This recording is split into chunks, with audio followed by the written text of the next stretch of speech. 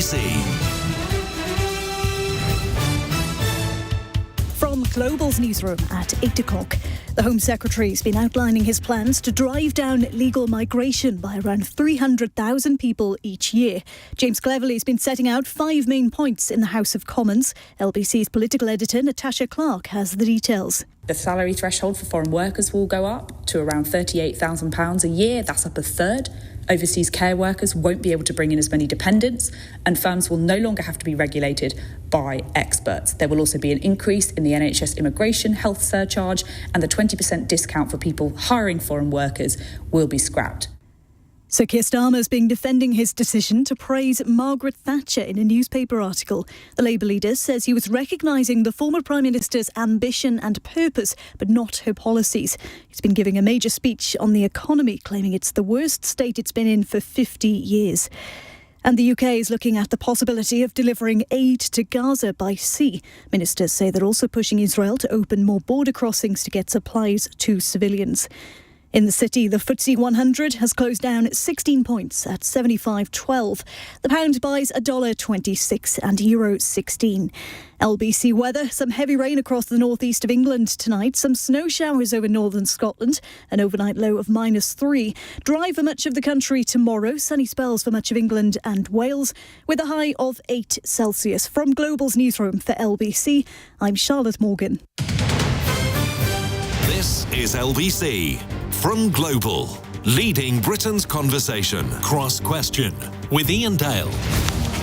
Hello, a very good evening. It's 2 minutes past 8. It's Monday's Cross Question with me, Iain Dale. On the panel with me tonight, we have Flick Drummond, Conservative MP for Meon Valley, Stephanie Flanders, Head of Economics and Politics at Bloomberg, Liz Saville-Roberts, who's Plaid Cymru leader in Westminster and MP for Dwyfor, Meirionnydd, and Silkie Carlo is Director of Big Brother Watch. They're here to answer your calls, and the way to get through is to dial 0345 6060 973. We can take text questions as well, 84850, and of course you can say Alexa, send a comment to LBC and put your question that way. And we'd love you to watch us on Global Player. Call 0345 6060 973. Tweet at LBC. Text 84850. Cross Question with Iain Dale. This is LBC. Let's go to our first caller. It's Chris in Richmond. Hi, Chris.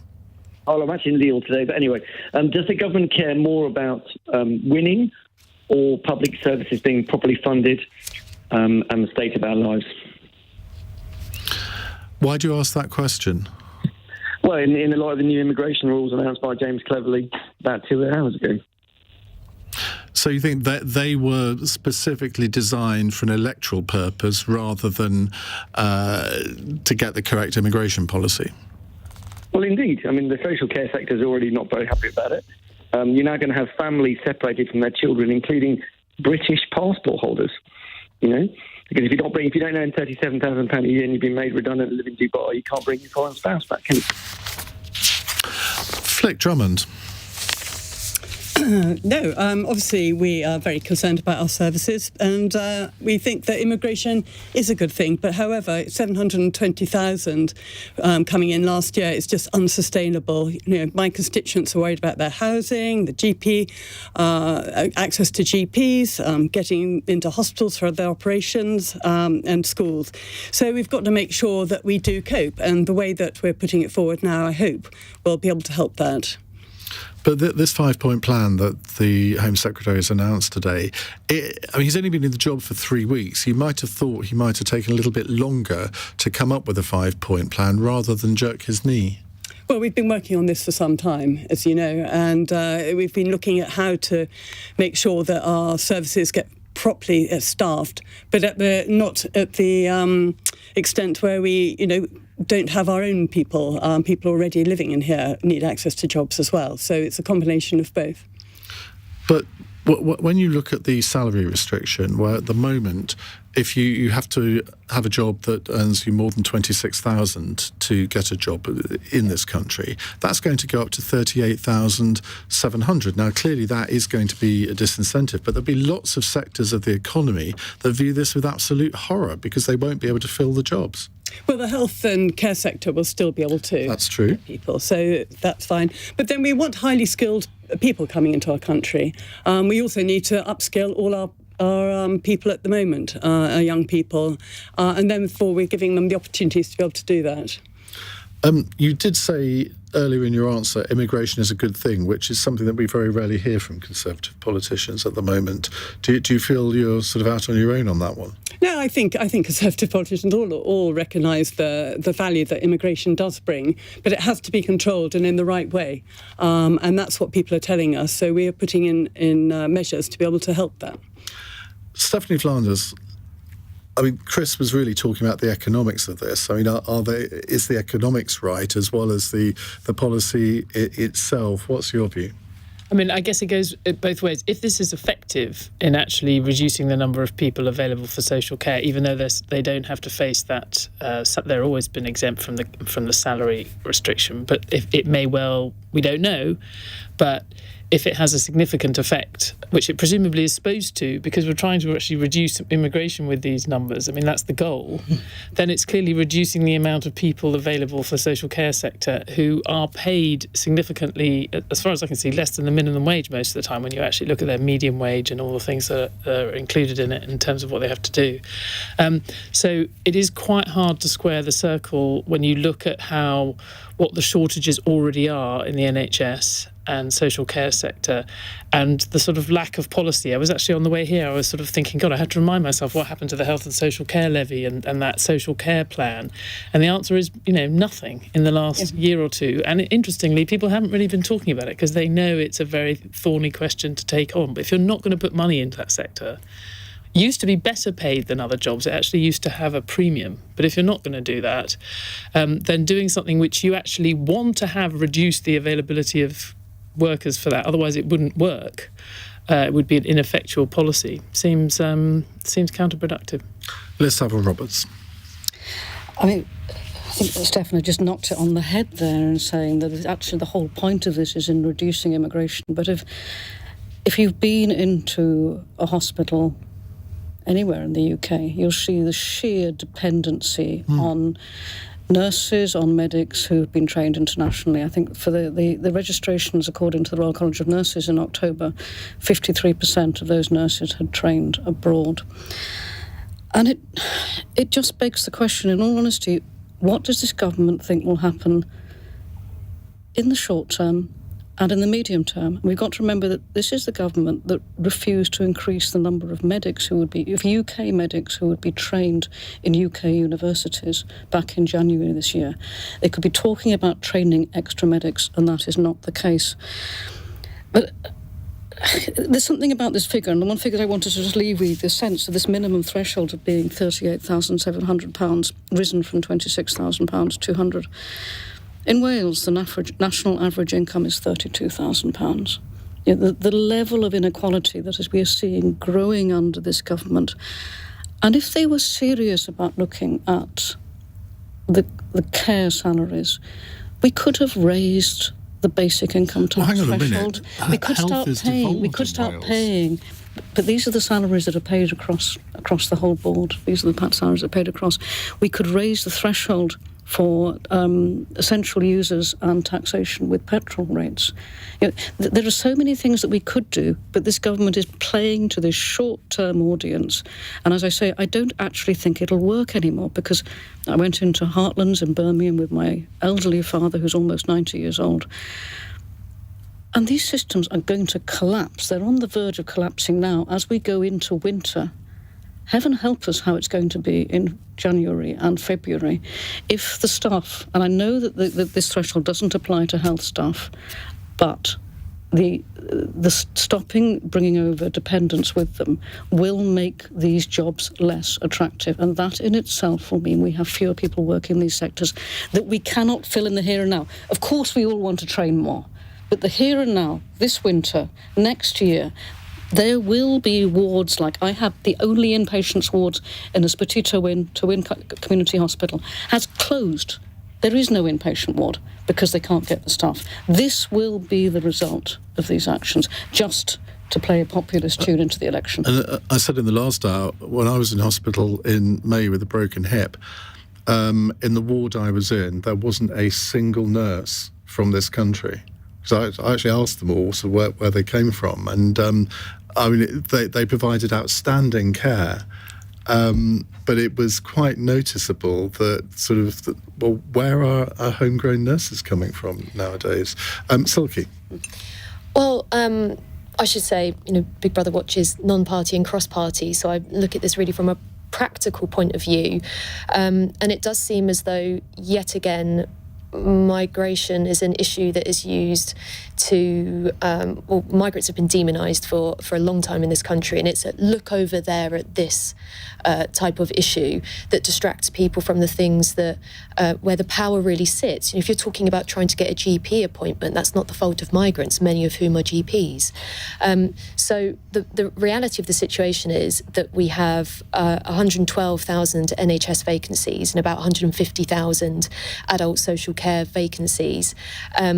So to try to turn the tap off of foreign labour is going to be a real issue. I don't think it's a good thing that the country relies on foreign labour, but that is the reality. And so setting an arbitrary target about immigration, it doesn't make sense to me, and I'm not aware that a paper has ever been published explaining kind of cost-benefit analysis or what the kind of ideology behind this is, other than chasing headlines and responding to the right-wing press. And I think what people really want to know is about how their lives are going to be improved and about how they can have health. So I think what the call is getting at is, if we have in a few years' time that people have less social care and poorer NHS services, then what will be the point? It may make more sense if the government is going to pursue a policy like this to pair it and couple it with an explanation of how those vacancies are going to be filled, because at the moment this is still a very undervalued part of the economy. You don't see graduates going off to do, you sooner see graduates go and work in bars and pubs than you do working in adult social care. It's ridiculous. Michael in Dundee has texted this: is immigration a net positive for the UK, and if so, why can't Westminster politicians admit it? Well, we kind of broached that with Flick a little earlier. Stephanie, I was saying earlier that I thought it was a disgrace that politicians try to follow public opinion on this issue rather than lead it. I mean, there are one or two exceptions to that, but not many. I mean, I think it's also, you have to look at the scale of the increase in immigration since Brexit, certainly since we had the full change of rules, is something that there is a kind of I can see why the government feels very much that it's not in keeping with either that or indeed that result of the referendum and the spirit of that referendum, or indeed the last Conservative Party manifesto. So I can see why they would feel the need to respond, because they have already kind of set their stall out. On this question of whether it's valuable, I think the problem is it sort of speaks to a very kind of labour-intensive, unproductive form of growth that the UK has fallen into. So it's not that the immigration is harmful or beneficial in itself. I would say in general it is beneficial, but just increasing the size of the economy by kind of having more people working doesn't make us richer if it means that we're still sort of flatlining in terms of our income per head. So I think it's sort of I think what people should perhaps be more honest about is not just, well, we need all of this immigration, but why is it that our economy seems to be dependent on it, and what levers can we pull? How much can we try and improve skills? Why is there such a lot of people inactive saying they're sick and presumably not able to do social care work? Silkie. I struggle when this conversation comes back to people who are disabled and people on benefits, and that kind of being, I don't know if that's what you were suggesting there. That one of the reasons we have got a lot of people missing from the labour force, and I'm saying if it's true that they are sick, and we do have a long-term sickness problem in this economy, then they are not people who you could somehow persuade to go into the care sector with a bit more cash. I think we have to be honest about that as well. Yeah, and this is the thing. I mean, where is the workforce going to come from? It doesn't make sense for the government to have such a dramatic statement as the statements we've had today, and not explain how these vacancies are going to be filled. Liz? I think that sums up the short-termedness of this approach. I mean, let's be honest, the status of jobs that involve looking after people are historically associated with women's work, and they are very, very low status. We pay higher wages and we accord higher status to the people who look after machines rather than the people who look after people. And in an ageing society, that actually leaves us with some really serious questions to be had. But exactly the point that if the government was serious about this as being something beyond an immediate electoral ploy, we would be hearing what were the actual approaches to attract people in, what would be the skills opportunities, how are we going to fund further education to draw more people in, how are we going to train more medics in our own universities. What we have is just a short-termism. And as I said, to be visiting those hospitals, those wards where these are the key members of staff, it will be putting off people from even applying, even if they were eligible to. Flick. So we're looking at the supply side too. If you look at the Department of Work and Pensions are doing, they're putting huge amounts of money into work coaches, trying to get those 2.5 million people who are on benefits back into the workplace, because we know that's where they want to be. It's much better to go out to work than it is to stay at home. And we've also put in lifelong learning too. Plus the fact, we've got, I think, 5,000 more medical places.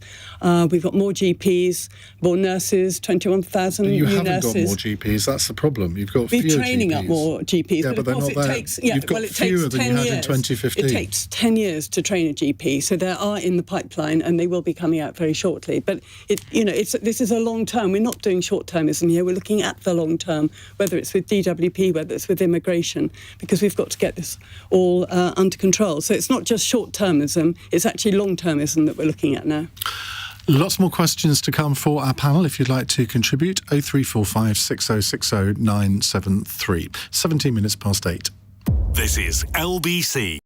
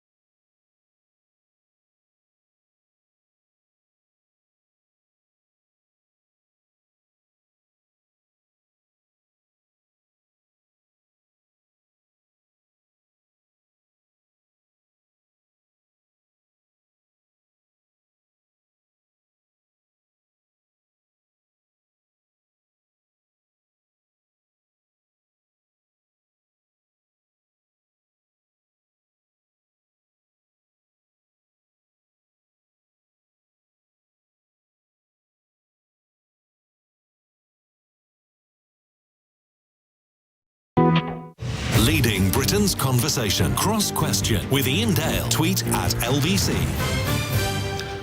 20 past 8. Liz Saville, Roberts, Flick Drummond, Stephanie Flanders and Silkie Carlo with us taking your calls. Kevin is in Basingstoke. Hi, Kevin. Hello, Ian. Hi, what's your question? The government want the right to look into pensioners' bank accounts. Is this because they want to mean test state pension? Right up your street, this one, Silkie Carlo, I imagine. It's got Big Brother written all over it. Yeah, exactly. Actually, this will apply to all bank accounts. So everyone listening has a stake in this. Because the government last week rushed into an unrelated bill, into a data bill, extraordinary powers that would force banks to scan the accounts of all of their customers according to certain criteria.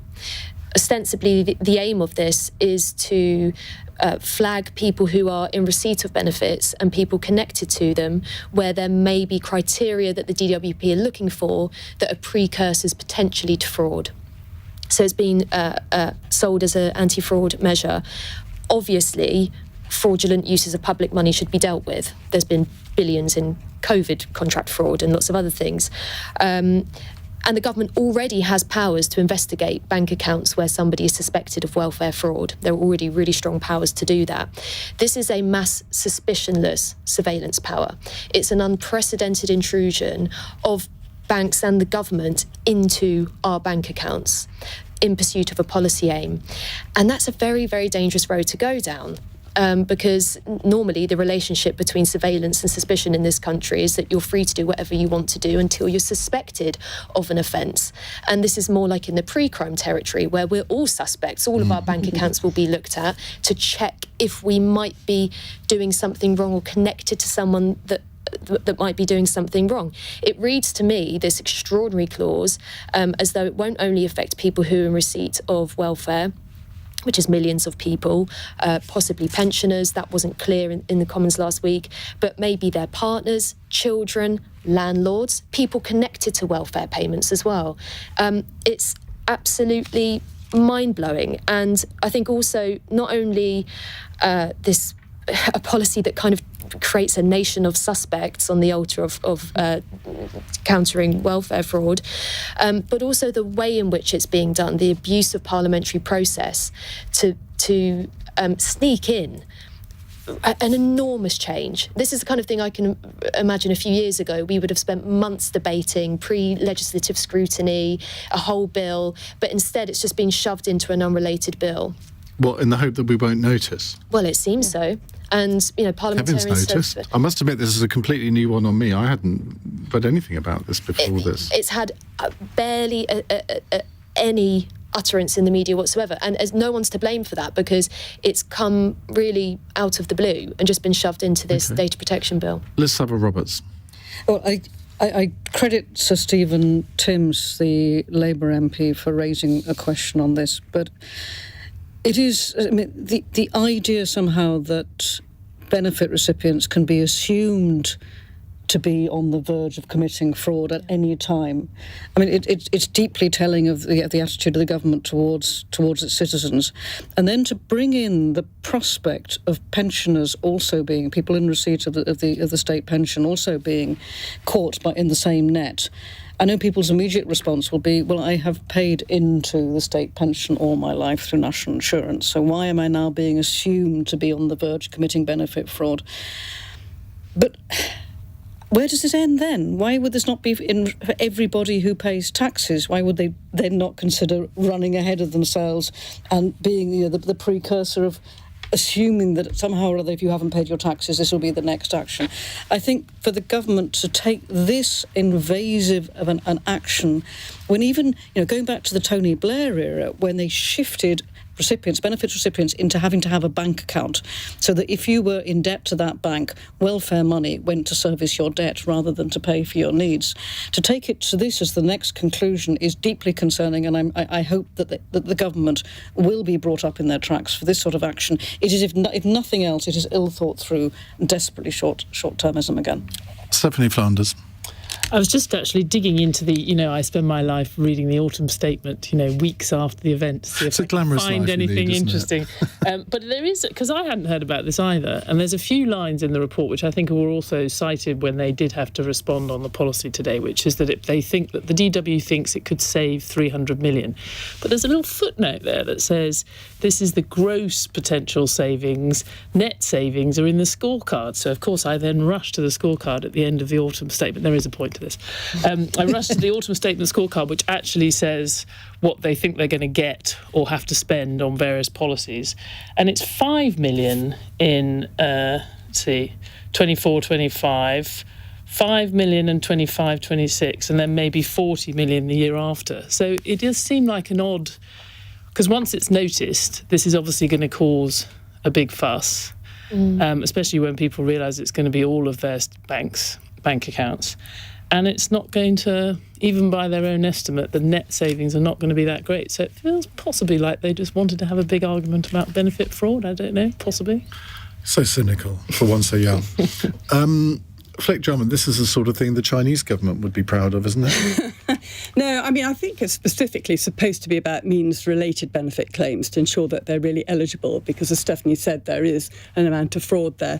But it will go further on in committee, and I think it's going to the Lords next, so there will be even more scrutiny after that. So hopefully it'll come back looking a little bit more tight, and we can make sure that it is properly fit for purpose. Of course it's not. It's been introduced at the end of the common stage of the bill. So now it's only got the Lords.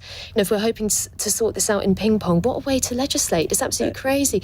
The public aren't aware of this. Most people in Parliament aren't aware of this. The very premise of treating people who are disabled, sick, carers, again, as potentially suspects of crime and surveilling the entire population's bank accounts as a result is beyond absurd. You have to be very, very careful. The government should never intrude the bank account of anyone in this country, whether you're on benefits or not, unless they have very, very good reason to do so. And here there is no threshold. It's a suspicionless mass surveillance system aimed at raising nothing really but headlines. Well, I understood that it was with suspicion of fraud that it gave them the ability to do that. So, well, the Lords will look at it very closely, and it'll come back again to the Commons, and we can have another look at it then. But this is the sort of thing we expect from authoritarian governments, not supposedly pseudo-libertarian conservative governments. But benefit fraud is a problem, and people don't like it. That's a huge taxpayer paying in huge amounts of money, and they want to know that their money is well spent. If it was going to save hundreds of millions of pounds, you could possibly make a case for it. But if it literally is only a few million, it seems a few million like goes a long way. It doesn't go as far as tax fraud, though. And the other thing is, of course, there's benefits. That means, fraud, lots of areas of fraud. What about the COVID contract fraud? Billions and billions, lots of areas of fraud. But, welfare fraud, there's two things, welfare fraud and error. And error costs billions as well, including underpayments. And, underpayments cost lives. Overpayments, of course, can cost the public purse, but we don't see, this is the way that the government is balancing things. It's trying to recoup really very, very little money. And in doing so, I think actually undermining a very important British principle that we have about surveillance and suspicion, that you are free to live your life and have your finances private without the government snooping, like they do in China, on your bank accounts until you do something wrong, until you're suspected of doing something wrong. I really think that when this cuts through to the public, it will blow up, and I think that the government will regret it. Just before we go to the news, obviously last Thursday we learnt that Alistair Darling, the former Chancellor, had died. And Stephanie, when you were at the BBC, you would have dealt with him quite a lot, I imagine, during the financial crash. But what are your memories of Alistair Darling? That was my memory, like most economic reporters, is being in funny places, having to do one of those walks where you film, you chat with them while you're filming those, what they call the set-up shots, And whenever I was always rather enjoyed doing those with him, because he was always sort of just wryly funny and kind about, whatever you were having to deal with or the situation. And he also had a kind of eye for the absurdity of the whole situation. And so that was, like everybody across Westminster, I was just shocked by that news last week. And he just struck, he was one of those people, one of those politicians, and there aren't that many, where you kind of have a sneaking thing that you'd rather like to be his friend. And you can imagine he'd be very good. I never was his friend, sadly, but that his dinner parties would be very good, and they wouldn't be full of politicians, because he had a life outside politics, and he kind of didn't take he took the job very seriously, and everyone's paid tribute to how he handled the financial crisis and all of those things. And he was a fine public servant, but he did not, politics wasn't the only thing for him, and he recognised that was true of most people. I was listening to the Political Currency podcast with Ed Balls and George Osborne, and they learnt of his death while they were recording. And it was sort of I'd recommend that anybody listens to the last few minutes, because George Osborne was clearly quite shocked. But he had, because he was his shadow in opposition up to the 2010 election, and he just managed to bring forward the most amazing memories of him, and there was clearly a real sort of respect there, which sometimes you don't necessarily get between a shadow and their minister. Right, we'll come to more of your calls in just a moment with our panel. It's 8:31. Let's get the news headlines from Charlotte Morgan. The Home Secretary, James Cleverly, says tough new rules will deliver the biggest ever reduction in net migration. Overseas care workers and most foreign students will no longer be allowed to bring their partners or children to the UK. Sir Keir Starmer's promising his party will be obsessed with economic growth if they get into power. Speaking at a conference today, the Labour leader claimed the UK economy is stuck in a hole. And Israeli forces appear to be moving further into parts of southern Gaza. They've been warning people in some neighbourhoods to leave as troops push ahead with their operation against Hamas.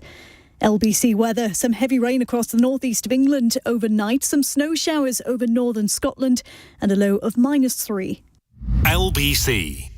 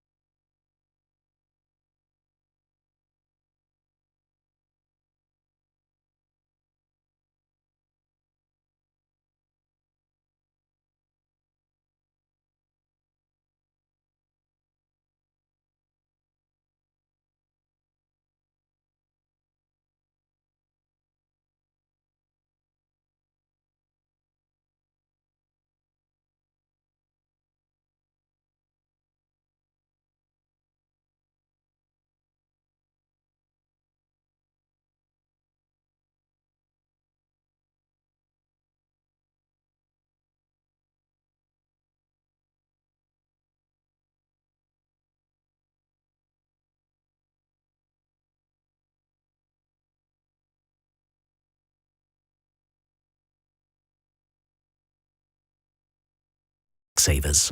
Cross Question with Iain Dale on LBC. Text 84850.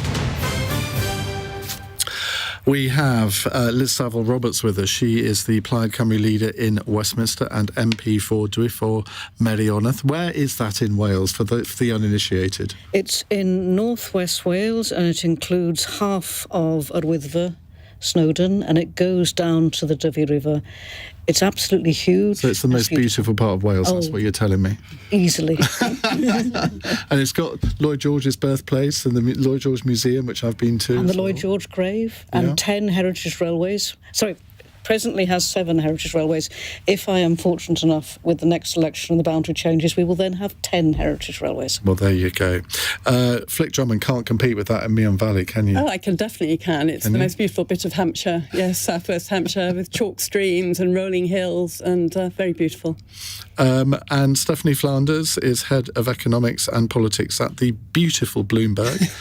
Silkie Carlo is Director of the Civil Liberties Campaign Group.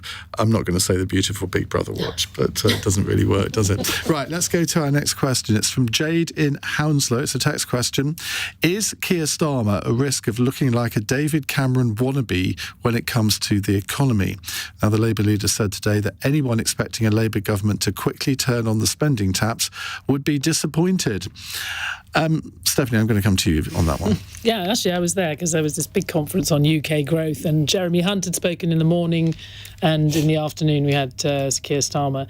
And actually, he was interviewed, at least briefly. He also gave a speech, but then he was also interviewed by the editor-in-chief of The Economist, who'd spoken to Jeremy Hunt. Because she'd spoken to the Chancellor, she said a similar question. She said, well, what's the real difference between you and the Conservatives? If you're promising investment, you're saying you're not going to spend anything.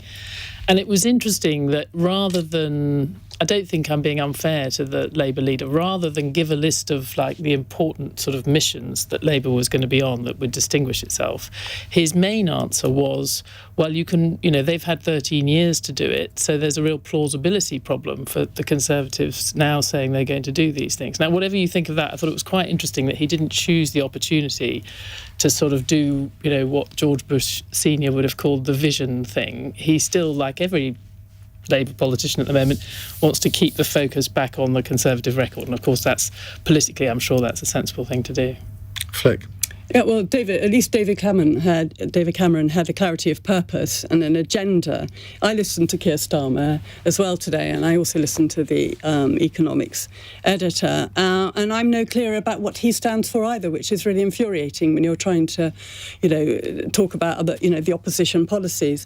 I mean, in 2010 we inherited an economy which Liam Byrne, I think, wrote the famous note, there's no money left. We will be leaving an economy which is growing, which is doing fine. Not as fine as we'd like, of course, but we've put huge numbers of things in place. With debt levels 3 times what they were in 2010. And Jeremy, unfortunately, I didn't hear him, but at least he's got a plan as well, and he's articulating it. I have no idea what Keir Starmer stands for.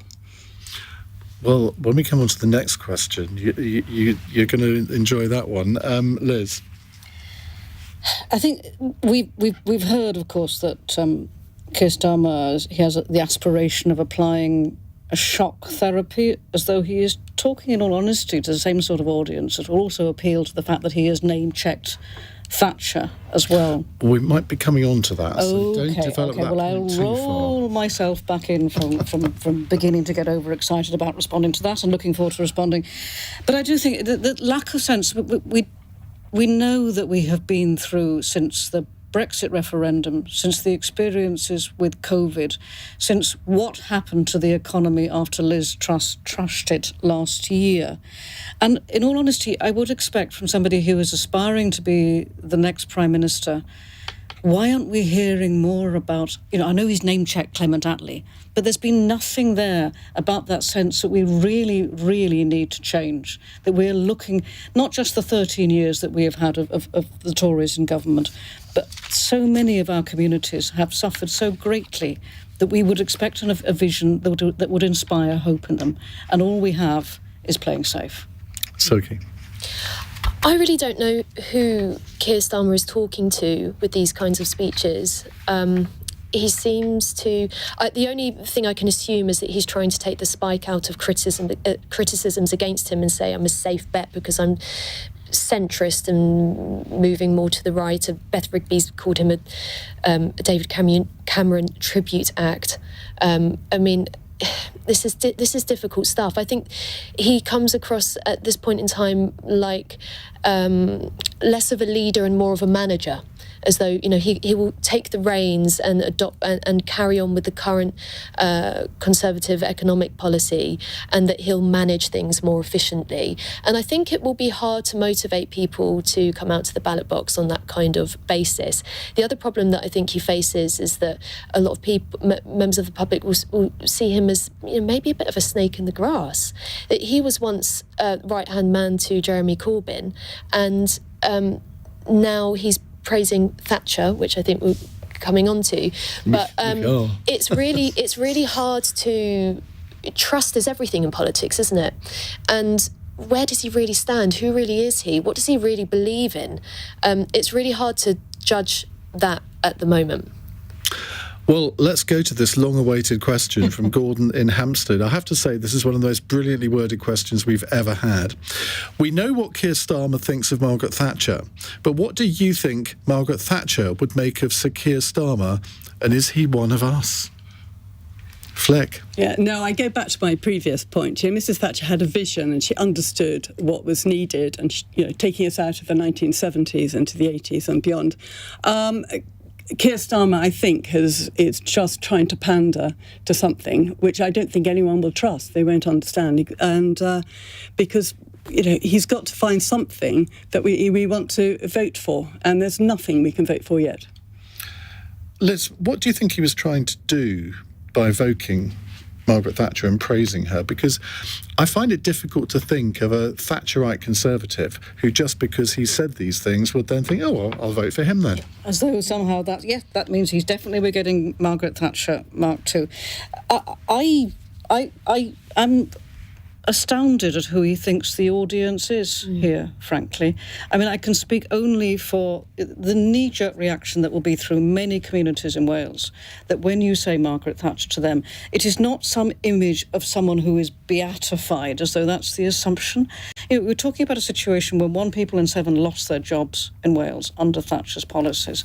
So that sense of who he's talking to me, does that mean that those communities to whom her name is anathema, is he actually just wiping those off? Is he no longer considering those? Because bearing in mind, of course, that Labour are in power in Wales, that is really very, very surprising.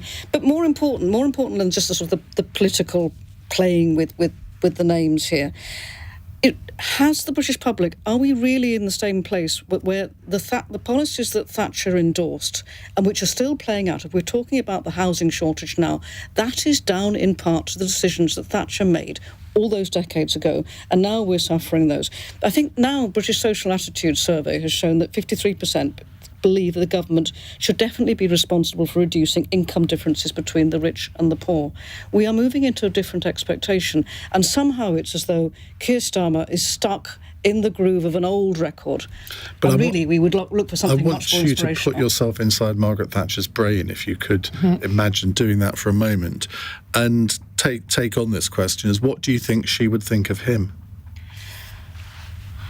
Oh, she would have asked me to do an intellectual leap that leaves me absolutely. Well, she clearly had time for Tony Blair, and she clearly had time for Gordon Brown.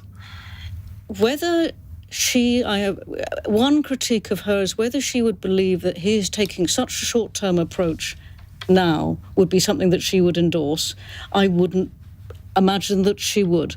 But I think Keir Starmer is not thinking about what Margaret Thatcher might think. He is using a tick-box approach to the voters in the here and now and endeavouring to appeal to different boxes.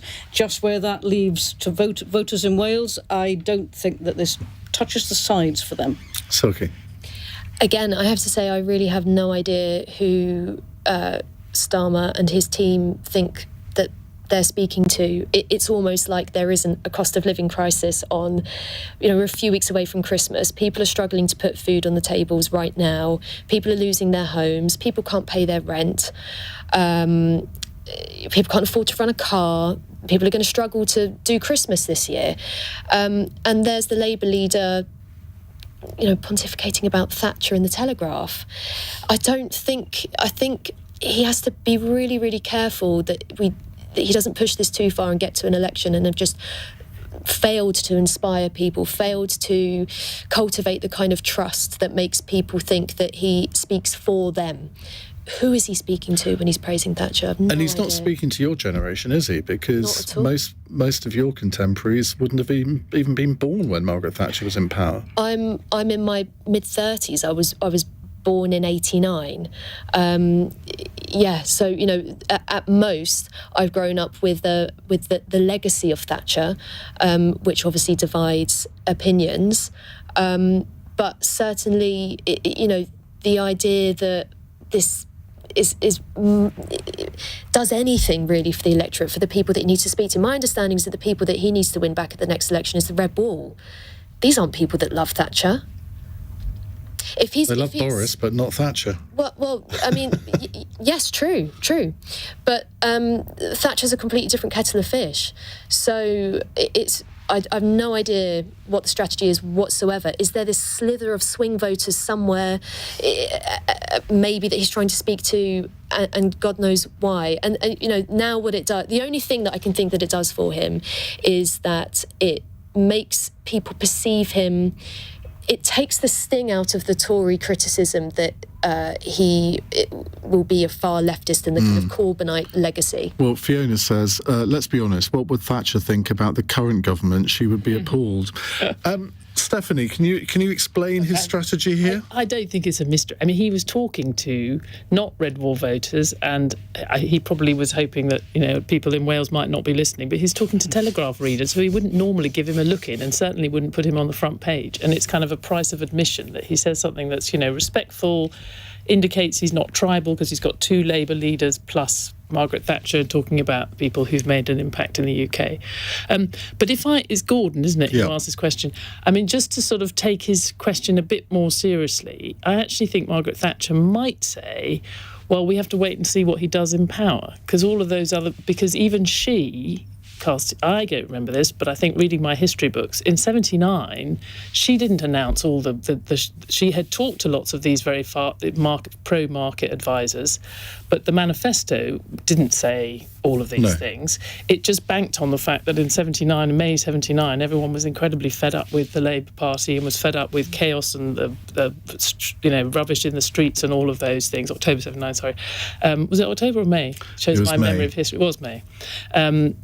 And all of those things, and she said very little. And I remember in her first cabinet, she had a lot of wets, people who were not one of us, because she didn't have the intellectual, she didn't have the following in the party at that point. And it was only later that she really did all the Thatcherite things. So I suspect if she was being fair, she would say, well, maybe he's just doing the same as me. Well, as somebody who was around in 1979, I was 17 and I stood in my school mock election, won by 27%, but over the National Front. Can you imagine a school allowing the National Front to stand in an election nowadays? But I remember reading that manifesto and thinking, well, there's not a lot of meat in this. It's all a bit sort of airy-fairy. But I think your analysis is so he's quite Thatcherite in his approach so far. Well, there we go. Who'd have thought? No. It's 8:47. LBC.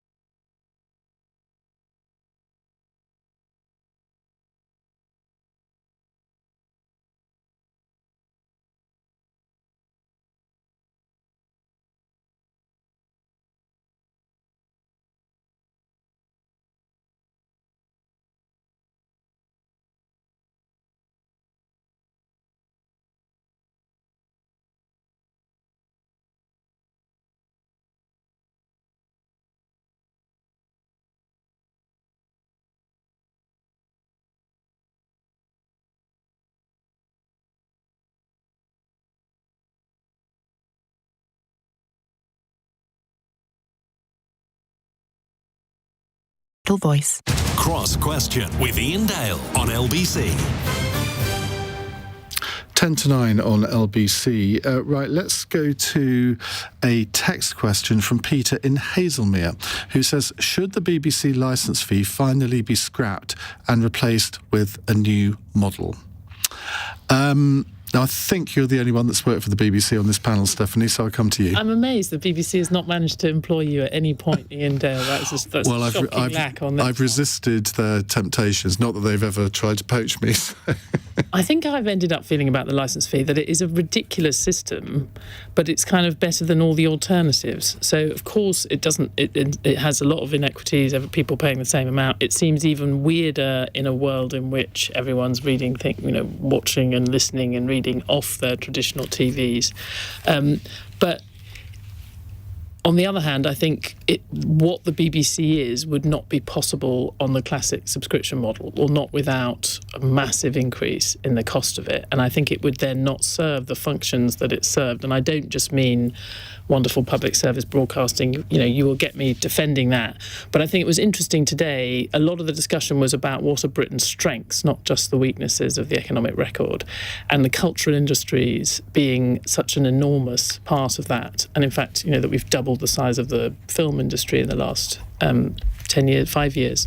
And what we underestimate is how much the BBC is part of that. It's a massive training programme that sends people out into the sector and makes things economic for other people to do that you wouldn't otherwise be able to do. So I think just on the grounds that if something isn't completely broken, it's obviously flawed. If it's not completely broken, don't reinvent it or try and come up with something else, because I worry you would actually lose something that's enormously economically valuable to the nation, even if you don't care about the news.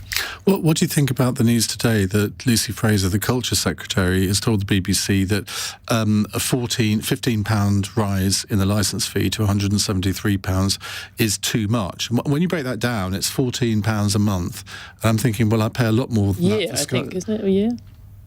£173 no, but the increase. Yes, sorry, but the increase is the monthly charge is £14. And I'm thinking, well, I think I pay more than that for football subscriptions. I think, and I wonder whether that will come across in. I heard some of the comment about her. She obviously hasn't said she won't do it, but she's kind of hinted that she won't want to see that kind of increase. I think it's at least a lot of the streamers have gone up 40% in the last in the period where we've had high inflation, and certainly in the period when they've been frozen. So I think it maybe won't play quite as well as people think, because people start to look at that, going back to it being a very odd system. It's weirdly efficient having the licence fee, because you get an enormous amount for your money as long as you can put up with this sort of slight oddity and unfairness of everyone having to pay it. Now, since we've got you here, you were also economics editor on Newsnight. I think you presented at Newsnight as well. I did sometimes. What was your reaction when you first heard the news of what the BBC are doing to Newsnight? I do think I think two things. I think it's incredibly sad, and it is somewhere that I sort of started out as a broadcaster, and I remember the sort of team spirit and just the quality of the people there, whether it was the picture editors, the on-the-day sort of producers, and people who've gone on to great things. Allegra Stratton was one of my producers, just to name one, and Robbie Gibb, who then went on to great things at the Tory Party, was for a long time my very good producer. So I think there's a lot of strength, but as well as being sad, I think I could understand the decision. And I think if you're sitting in the BBC now facing difficult trade-offs, the fact that far fewer people are watching, I think, and the sort of relative costs of it, and the way they have sort of managed to centralise quite a lot of the investigative reporting, I think it probably made sense. But I felt sad past end of an era. Liz? I think what's interesting about this is if I could just take a comparison between English medium media and Welsh medium media. I was wondering how you were going to get a Welsh angle into this. Well, but this is quite... Because with the English medium, when we have the streaming services, actually it's because English is a universal language, and it then enables the question to be asked, actually, why are we paying for an English medium public service broadcaster alongside this? Now, just to compare this with S4C, S4C, Welsh language channel, because it will never be commercial in the way that the comparison can be made with the English medium channels, you realise that if we're actually going to offer that as a cultural offer, that has to be funded in a very careful way. I mean, it's been brought into the BBC, but we've also maintained a small amount of the funding outside. But then that's consideration. If there are certain things culturally which we believe are worth maintaining, we have to have that safe space. That could be in the terms of the way that we look at the news. It could be in terms of the way that the stories that we tell ourselves in English that won't be told via the streaming services. Then we have to find a way of enabling that, and not just assuming because there is a service through Netflix, through Apple, through Amazon or whatever, that will be sufficient for us. Because there's a risk that we will lose those things that we want to protect culturally and which commercially will not be viable otherwise. Do you think £15 increase is too much? I think we have to look at who is paying what and be very careful, say, with those poorer people in society who are also very dependent. If you're looking at pensioners, also, that's a Welsh pronunciation for you there, pensioners, of people who are paying, then we have to be very careful with what they're paying because it matters to them and it makes a difference to them and it is unaffordable. But we do need to be very alert to the fact that we have to fund this if we want to protect things which we believe are valuable. Well, I don't know what the alternative models are, and I'm not sure what the best model is, but I know that it's really expensive. And this price increase, when you're competing with the likes of Netflix, etc., a lot of young people don't have the same relationship with the BBC that people of my generation or my age have. And I think that competition is an issue. I will say, I wonder if there could be more on the side of efficiency here. I feel really sad about the decline in political programming on the BBC, actually. I'm sad about the halving of Newsnight. I'm sad about losing This Week and some of the other great political programmes that have been on the BBC over the years. And I'm not very happy about paying, the A-listers like Gary Lineker and people like that hundreds of thousands of pounds. It's a privilege to be on the BBC. $1.5 million. Oh my God, $1.5 million. Yeah. I mean, try justifying that to people who... Even I don't get that on commercial radio. Flick. Yeah, I think Lucy Fraser said 400,000 people weren't paying for their subscription anymore. But to me, I mean, the BBC, and I come from a generation where the BBC is everything, well ensconced before any streaming services. And as you said, Iain, it is comparable in price, and I think gives very good value for money, because we've got local TV, local radio, the internet. Most people get their news from the BBC, whether it's on the internet more than on actually watching it on the television. And the best of all, of course, is the BBC World Service, which as a child I listened to, having been brought up overseas, and now listen to in the middle of the night as well. The BBC World Service is a brilliant example of soft power. The Foreign Office used to pay for it, it's now the BBC have to pay for it. Can I recommend that you change your listening habits overnight, because Richard Spare and Clive Bull are absolutely brilliant throughout the night on RBC. Now listen, you two have got to go very, very soon because you've got to vote in the House of Commons, but not before you answer our fun question. It's that time of year again. This is from Polly in Slough. It's Word of the Year time. Oxford University Press has chosen the word Rizz, R-I-Z-Z, for this year. Can your panellists please take their best guess? What does Rizz mean? And go on, what would your word of the year be? Stephanie? I think I don't have no idea about Rizz, but I think my word of the year, just because of the dominance, is Swiftie, or maybe Swiftie Dad, which is, remember, the cultural phenomenon on social media of dads dancing with their daughters at Swift concerts. Why am I thinking of Ed Balls at this point? Silkie? I know what Rizz means because I heard your producer say it, but I didn't know. And he's unlocked the key because he also said the word that it comes from. So now I fully understand where it comes from. I didn't know until then. It's charisma. Yes. Yes. Those of us who were in that panic state of having to take on all the information that you possibly could when we were looking at the screens outside, yes, heard it was charisma. If you give me a chance of saying the word I like, I love saying it. No good reason whatsoever, but palimpsest. That sounds rather awful. What does it mean? a heap of things on top of each other. Oh, that's all right, construction. That's what we're doing all the time as politicians. So RITH means, and I can read it here, style, charm or attractiveness, the ability to attract a romantic or sexual partner. You're reading off my screen. I am reading off your screen because I'm quite. It's this is the best position to be in because you see all the questions before the other panellists do. Listen, I'm going to let you go because you've got to go and vote. You've got 10 minutes to get over to the voting lobbies. Thank you very much indeed to Silkie, Carlo, Stephanie Flanders, Flick Drummond and Liz Saville Roberts. Now, in the next hour, we're going to return to the subject of the BBC licence fee because the BBC wants to put it up by £15 a year. The Culture Secretary thinks that is too much. Lucy Fraser said she was concerned that a significant rise in the fee would add to the cost of living pressures.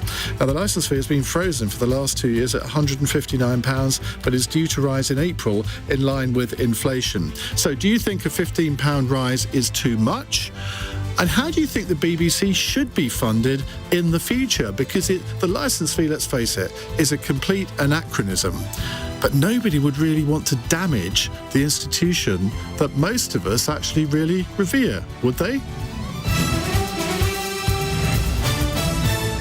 On your radio, on Global Player, and Play LBC. leading Britain's conversation, this is LBC.